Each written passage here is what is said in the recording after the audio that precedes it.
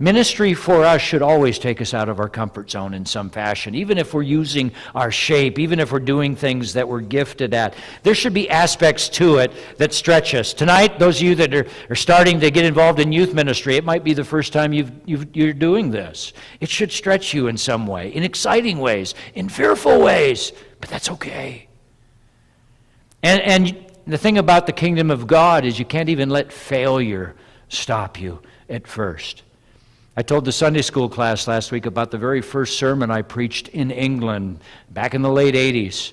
In my 20s, just given a chance to preach, and my first sermon was a plane crash in the side of a mountain. Can you picture it?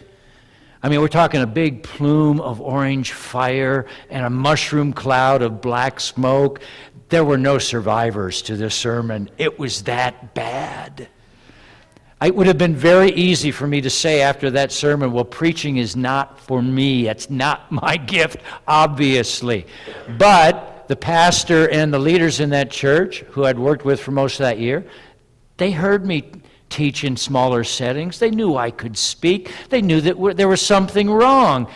They didn't know what, but I did. I didn't prepare for that sermon.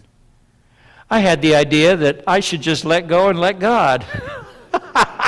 And God said, disrespect me and my word, will you? Not on your life. They gave me another chance to preach. To my amazement, I made sure the next time I was ready.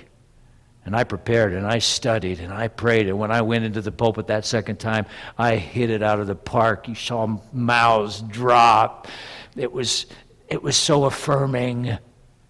Don't let failure even stop you. God is always growing us.